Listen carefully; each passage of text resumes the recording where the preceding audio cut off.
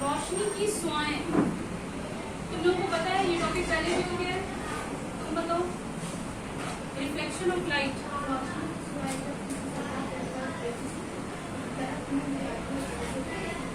किस तरफ उड़ती है? उसी सिंक उसी डायरेक्शन में। ये देखो हमने माना कि ये क्या है, रिफ्लेक्टर है, ठीक है।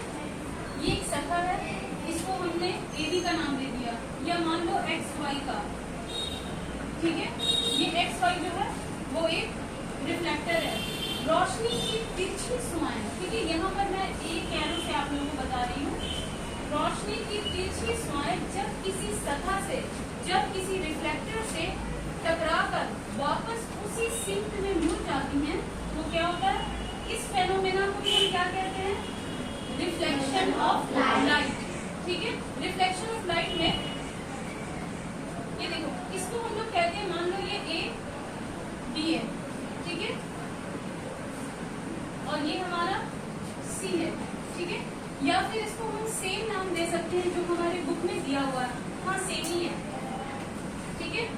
तो यहाँ पर ए बी क्या है, इंसिडेंट रे है, जिसको हम लोग उर्दू में क्या कहते हैं, वकुई सुआ।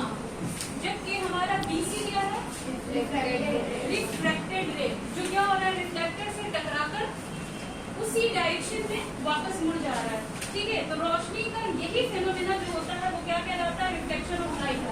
मैं फिर से कह रही हूँ, जो बच्चियां जो टॉपिक पढ़ेंगी उसका इंग्लिश भी याद होना चाहिए, और चूंकि तुम लोग उर्दू मीडियम के बच्चों को ऑब्वियसली तुम लोगों को पता होना चाहिए कि इसको हम उर्दू में क्या कहते हैं। इसको कहते हैं रोशनी का नकाश, ठीक है।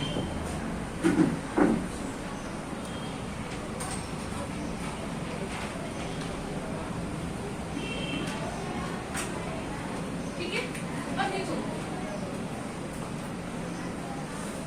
ये हमारा एक्स वाई रिफ्लेक्टर है, ए बी हमारा इंसिडेंट रे, बीसी हमारा रिफ्लेक्टेड रे है। अब हम क्या करते हैं, ये जो लाइन होती है अमूल जिसको हम खींचते हैं, वो मान लो एम बी है या एन कर लेते हैं, ठीक है, एन बी, ये क्या है, अमूल है।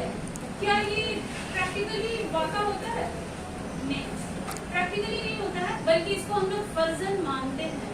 क्यों मानते हैं? कुछ मेजरमेंट करने के लिए। सबसे पहला मेजरमेंट इन दोनों के दरमियान का, कल मैंने बताया था हम लोग को, ए बी और बी एल, इन दोनों लाइन, तुम लोगों को पता है कि एंगल किसको कहते हैं, है ना। दो लाइनों से मिलकर बनने वाला जो कोना है, जब किसी नुक्ते पे दो लाइन जाकर मिलती है तो वहां जो कोना बनता है वो तुम्हारा एंगल कहलाता है। ठीक इसी तरीके से इंसिडेंट रे और अमूद के दरमियान ये जो एंगल बन रहा है, ये कौन सा एंगल है, एंगल ऑफ इंसिडेंट, ठीक है। इसी तरीके से हमारा अमूद यानी कि एन बी और बी सी रिफ्रैक्टेड रे के दरमियान जो एंगल बनता है वो कौन सा है, इसको हम आर से जाहिर करते हैं, ठीक है। अब चलिए इसको लिखते हैं, ये हो गया, सबने लिख लिया। अब यहाँ पर लिखो, सबसे पहले यहाँ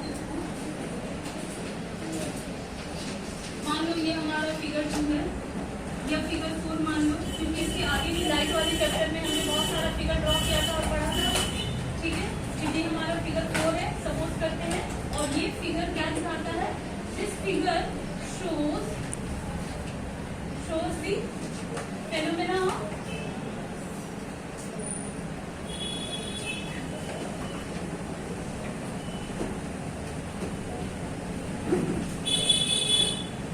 कौन सा फेनोमेना शो करता है, रिफ्लेक्शन ऑफ,